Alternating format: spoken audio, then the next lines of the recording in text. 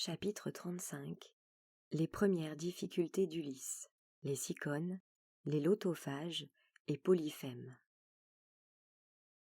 Au moment où il s'embarquait à Troie pour retourner à Ithaque, Ulysse était déjà un héros légendaire, haï par les uns et admiré par les autres.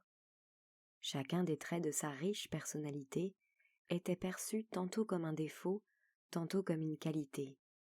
Son nom n'était jamais prononcé sans qu'il fût accolé quelques épithètes injurieuses ou laudatives, fourbe ou avisé, lâche ou prudent, menteur ou éloquent, dur ou énergique. Ses ennemis, et notamment les survivants de l'armée troyenne, à la défaite de laquelle il avait si largement contribué, lui reprochaient ses fourberies. Pour ses amis, ces fourberies apparaissaient au contraire comme de géniales ruses de guerre. Ses adversaires, et parfois aussi ses propres compagnons d'armes, lui reprochaient d'être lâche. Il est vrai qu'il n'aimait pas les risques inutiles, et qu'en certaines occasions, il avait fui le danger, allant même un jour jusqu'à abandonner Nestor derrière lui, sur le champ de bataille. Mais il avait aussi donné bien des preuves de sang-froid et de courage, telles que son expédition nocturne à Troie avec Diomède, ou sa fameuse opération du cheval de Troie. Plusieurs cicatrices témoignaient d'ailleurs de sa valeur, et il ne dédaignait pas de les montrer dans un geste théâtral lorsqu'au cours d'un débat public, quelqu'un mettait en doute son courage. L'une qu'il portait au genou droit lui avait été faite à l'âge de 15 ans, au cours d'une partie de chasse à Ithaque, alors qu'il attaquait hardiment un sanglier.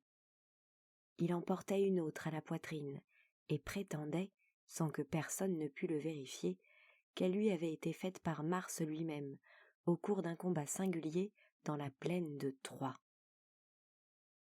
Quant à la troisième, que lui avait laissé le javelot d'Hector à la fesse gauche, il en était moins fier, et si, soulevant sa tunique, il la montrait parfois à un interlocuteur, c'était un signe de mépris ou de dérision. On lui reprochait parfois aussi son avarice et sa cupidité. Selon ses amis, ces traits de caractère se justifiaient chez Ulysse par la petitesse et la pauvreté de son royaume. L'île d'Ithaque, au sol ingrat, tout juste capable de nourrir quelques troupeaux de chèvres ou de brebis et de porter quelques maigres champs de blé. D'ailleurs, sa prétendue avarice ne l'empêchait pas de faire preuve parfois de générosité, comme lorsqu'il avait fait cadeau à Pyrrhus des armes d'Achille. Enfin, on l'accusait souvent, non sans raison, de dureté. Il en avait donné des preuves nombreuses, notamment en faisant condamner injustement à mort Palamède et en approuvant l'exécution par Pyrrhus du petit Astyanax.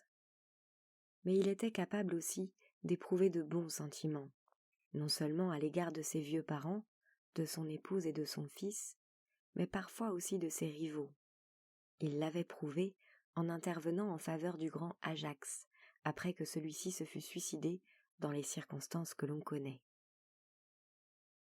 Amis et ennemis s'accordaient d'ailleurs à lui reconnaître de grandes qualités. Son intelligence, sa finesse, ses talents oratoires étaient réputés.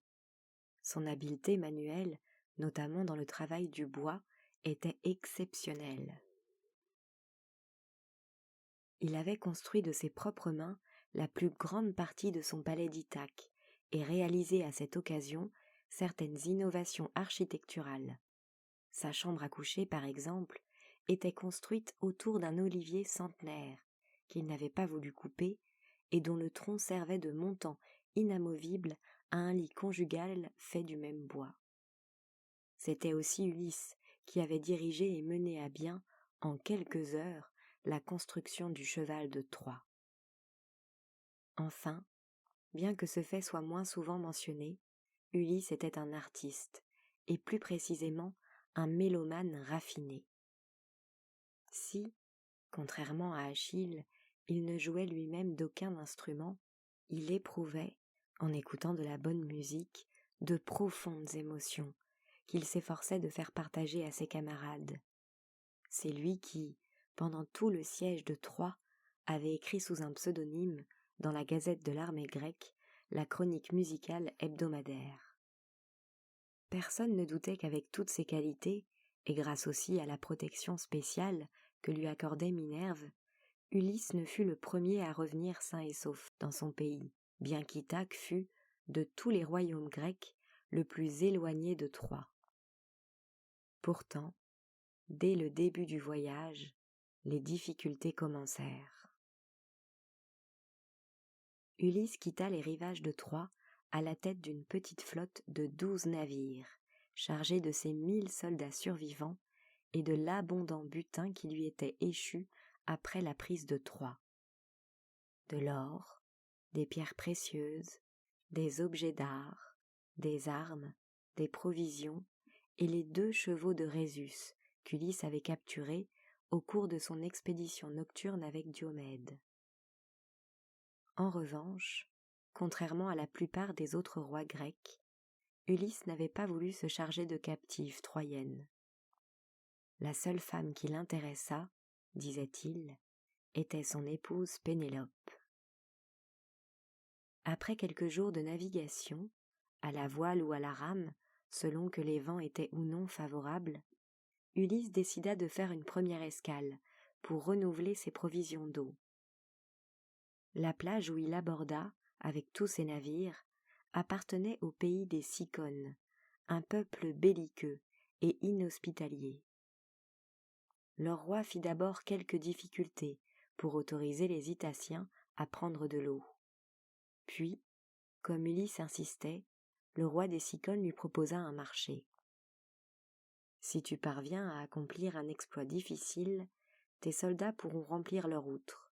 Mais, si tu échoues, ce sont mes hommes, au contraire, qui auront le droit de prendre des provisions dans tes navires. » Ulysse, confiant dans sa propre ingéniosité, accepte le défi et demande quel exploit il doit accomplir.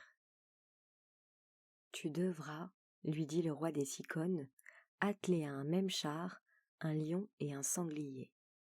Ma ménagerie personnelle est naturellement à ta disposition. » « Rien de plus simple, répond Ulysse, et pour faire bonne mesure, j'ajouterai même un ours à l'attelage.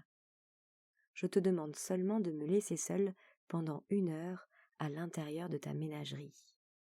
La ménagerie du roi des Cicones était entourée de hauts murs blanchis à la chaux. Sur l'un de ces murs, Ulysse, à l'aide d'un morceau de charbon, dessine d'une manière très réaliste un char traîné par un lion, un ours et un sanglier. « Cela n'a pas été trop difficile, » dit-il au roi des Cicones en lui montrant son œuvre. « Ces animaux sont plus dociles qu'on ne le pense. » Le roi des Cicones ne l'entend pas de cette oreille. Bien que son intelligence soit médiocre et sa culture philosophique nulle, il se refuse, malgré les arguments spécieux d'Ulysse, à admettre l'identité du signifiant et du signifié. Le ton monte, on s'entretue. Ulysse se replie avec ses hommes et reprend la mer. Il a cependant perdu, dans cette stupide échauffourée, 72 de ses soldats, et n'a pas pu reconstituer ses réserves d'eau. Il doit donc faire une nouvelle escale quelques jours plus tard, sur des rivages inconnus. Rendu méfiant par l'expérience des Cicones, Ulysse envoie 3 de ses marins en reconnaissance. Ceux-ci, s'étant enfoncés à l'intérieur des terres, ne tardent pas à rencontrer des habitants qui leur font un accueil aimable. Ils appartenaient au peuple des mangeurs de lotus, ou lotophages. Ils consommaient le lotus sous des formes diverses, en infusion, en poudre à priser ou en chic à mâcher. Sous toutes ces formes, le lotus, appelé aussi fleur de l'oubli, était une drogue puissante qui ôtait à celui qui en consommait le souvenir du passé, la faim, la soif et tous les désirs. Après en avoir bu une tasse, les 3 éclaireurs d'Ulysse, oubliant leur mission et leur propre identité, tombe dans une sorte de bien-être hébété et n'aspire plus qu'à prolonger cet état par une consommation renouvelée de drogue. Inquiet de ne pas les voir revenir, Ulysse part à leur recherche avec quelques soldats. Il les retrouve, les interroge, ne peut rien en tirer. Soupçonnant que la cause de leur abrutissement est le breuvage qu'ils dégustent, il s'abstient d'en goûter, s'empare par la force de ses 3 compagnons, les ligote et les ramène au navire. Une nouvelle fois, il reprend la mer sans avoir pu renouveler ses réserves d'eau. Ses provisions de viande, elles aussi, commencent à diminuer d'une manière inquiétante. Il faut donc, de toute urgence, faire une nouvelle escale. Une grande île apparaît bientôt à l'horizon.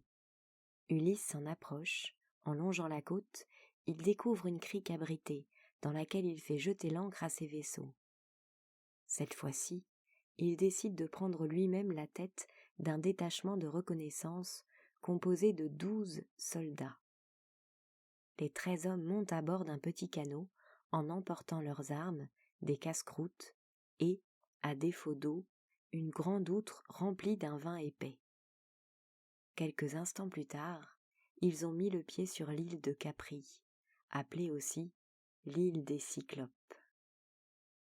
Les Cyclopes, vous vous en souvenez sans doute, étaient des créatures gigantesques et frustes, qui n'avaient qu'un œil au milieu du front. Ils étaient les ouvriers de Vulcain et, à ce titre, fabriquaient les foudres de Jupiter, les flèches d'Apollon, les tridents de Neptune et, d'une manière générale, toutes les fournitures métalliques de l'Olympe. Bien que leur filiation réelle ne fût pas clairement établie, certains d'entre eux passaient pour les fils de Neptune. Leur employeur, Vulcain, était un bon patron. Il leur accordait chaque année, par roulement, 4 semaines de congés payés et mettait gratuitement à leur disposition, pendant cette période, l'île de Capri, dont il avait fait un centre de tourisme social. Les Cyclopes en vacances y disposaient chacun d'une caverne individuelle et pouvaient se délasser de leur activité industrielle en menant pendant 1 mois une vie de berger. À peine débarqués sur l'île, Ulysse et ses 12 compagnons se mirent à l'explorer. La présence d'innombrables crottes de moutons leur fit supposer qu'elle était habitée et que ses habitants se livraient à l'élevage. En suivant la piste des crottes, Ulysse découvrit qu'elle menait à une vaste caverne, creusée dans le roc d'une colline. L'entrée étant libre, Ulysse y pénétra. Elle était vide d'habitants, mais pleine de jattes de lait et de fromage de brebis, rangés avec soin sur des étagères, qui couvraient presque toutes les parois. Dans un coin, se trouvaient rassemblés 4 objets banals, mais hétéroclites. Un grand miroir, un tonneau rempli d'eau, un râteau et une faux. La prudence conseillait à Ulysse de se charger de quelques fromages et de retourner avec ses compagnons à ses navires.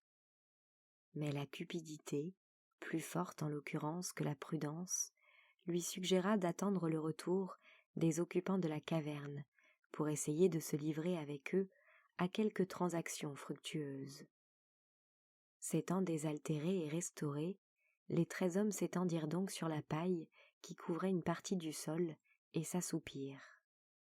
Il faisait presque nuit, et la grotte était déjà plongée dans la pénombre lorsqu'ils furent réveillés par des bruits de pas, mais de pas si pesants qu'ils crurent d'abord que l'armée troyenne tout entière était revenue des enfers et marchait vers eux en cadence.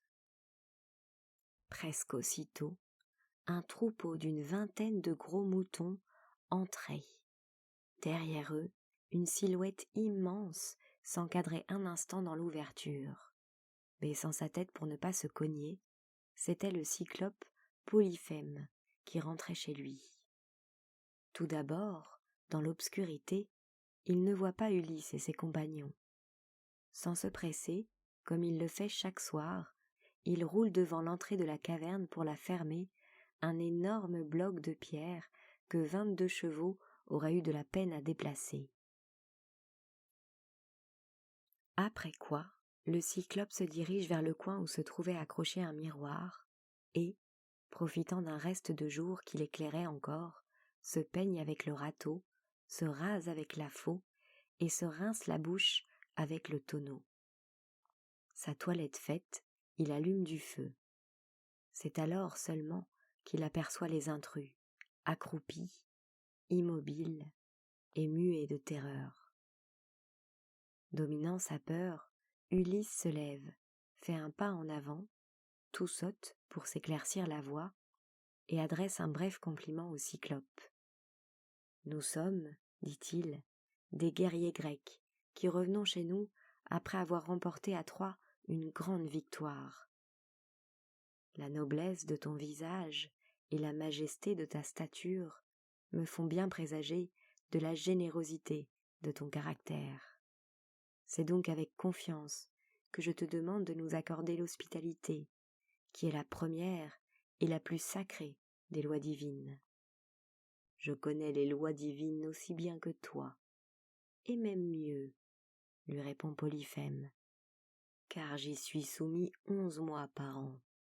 Mais, pendant mes vacances, je me soucie des dieux et de leurs lois comme d'une guigne. D'ailleurs, la divinité la plus importante à mes yeux, c'est mon ventre. C'est pourquoi je me réjouis de votre visite, car je n'avais pas de viande pour mon dîner. » Sans autre explication, il saisit par les pieds 2 des soldats d'Ulysse, leur fracasse le crâne contre les murs de la caverne et les dévore gloutonnement. Puis, ayant fait descendre son dîner à l'aide de quelques jarres de lait, il se couche et s'endort instantanément. Pendant toute la nuit, Ulysse hésite sur la conduite à tenir. Son premier mouvement avait été de profiter du sommeil du cyclope pour lui plonger son épée dans le cœur.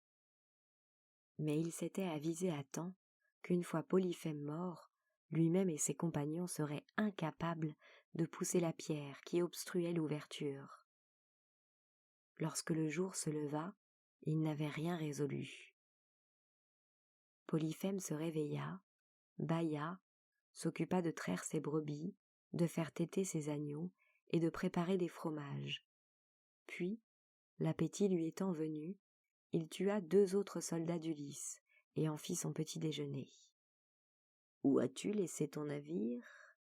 demanda-t-il à Ulysse. Celui-ci, craignant que Polyphème ne s'attaquât à ses compagnons restés sur le rivage, répondit que son navire ayant fait naufrage, lui-même et ses compagnons étaient arrivés à la nage.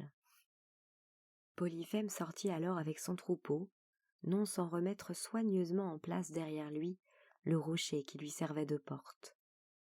Les 8 compagnons survivants d'Ulysse passèrent la journée à gémir et à s'apitoyer sur leur sort, et à prier les dieux. Ulysse leur en fit reproche. « Commencez par agir avant d'invoquer les dieux. Il faut s'aider soi-même pour qu'un dieu vous aide. » Pour sa part, il réfléchissait. Vers la fin de l'après-midi, il annonça à ses compagnons qu'il avait un plan et leur demanda de l'aider à tailler en pointe l'énorme massue de Polyphème que le cyclope avait laissé derrière lui. Lorsque ce fut fait, il dissimula le pieu sous la paille de la caverne. À la tombée de la nuit, Polyphème revient avec son troupeau. Comme la veille, il fait un brin de toilette, se met à table de fort bonne humeur et croque 2 autres soldats sous les regards horrifiés de leurs compagnons. Au moment où il s'apprête à boire une jatte de lait, Ulysse s'avance vers lui. « Tu ne vas tout de même pas arroser un aussi bon repas avec du lait, » lui dit-il. « Bois donc quelques gorgées de cet excellent vin. » Et il lui tend son outre. « Voilà au moins quelqu'un qui sait vivre, » observe Polyphème. « Comment t'appelles-tu » ? « On me nomme personne, » répond Ulysse. Le cyclope boit une longue rasade de vin qu'il trouve excellent. « Offre-moi encore un coup, dit-il à Ulysse. et je te ferai moi aussi un cadeau. » Ulysse s'empresse de lui repasser l'outre, et Polyphème boit goulûment. S'essuyant la bouche du revers de la main, il annonce à Ulysse qu'en guise de cadeau, il le mangera en dernier. Ulysse remercie et insiste pour que le Cyclope termine le vin. Alourdi par son repas et ses libations excessives, Polyphème s'endort aussitôt. Sa digestion est difficile, son sommeil est agité de rot et de vomissements ignobles où se mêlent la chair humaine, le sang et le vin. Ulysse, aidé de 4 soldats, va chercher alors le pieu qu'il avait taillé, en fait durcir et rougir la pointe dans le feu qu'avait allumé Polyphème et le plonge profondément dans l'œil du Cyclope. Ceux de mes lecteurs qui ont le cœur bien accroché peuvent trouver sur cette scène des détails d'un réalisme difficilement soutenable au champ neuf de l'Odyssée, mais qu'ils ne comptent pas sur moi pour les retranscrire ici. Réveillé par la douleur, Polyphème se dresse, en poussant des hurlements d'une telle force qu'on les entend jusqu'aux extrémités de l'île. Ameutés par ces cris, une douzaine de cyclopes, qui passaient eux aussi leurs vacances à Capri, accoururent vers la caverne de Polyphème. De l'extérieur, ils lui demandent ce qui lui arrive. « Je meurs !» répond-il en sanglotant. « On m'assassine !»« Qui t'assassine ?» demandent les cyclopes. « Personne !» répond le cyclope. « Si ce n'est personne, observent les cyclopes, ce ne peut être qu'une maladie envoyée par les dieux.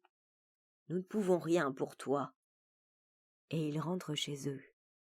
Chez Polyphème, la fureur et le désir de vengeance viennent bientôt s'ajouter à la douleur. À tâtons, il cherche à se saisir de ses agresseurs qui lui échappent facilement dans la vaste caverne. Silencieusement, avec l'aide de ses 6 compagnons survivants, Ulysse lie les brebis 3 par 3 de front. Sur ses instructions, qu'il formule par gestes, chacun de ses compagnons va se placer sous le ventre de la brebis centrale de l'un des attelages, et Ulysse l'y attache à l'aide d'une corde. Comme le troupeau se composait en tout de 18 brebis et d'un énorme bélier, il ne reste plus pour Ulysse, une fois chacun des attelages attribués, que le bélier. Ulysse se place sous son ventre et s'agrippe des mains et des pieds à sa toison.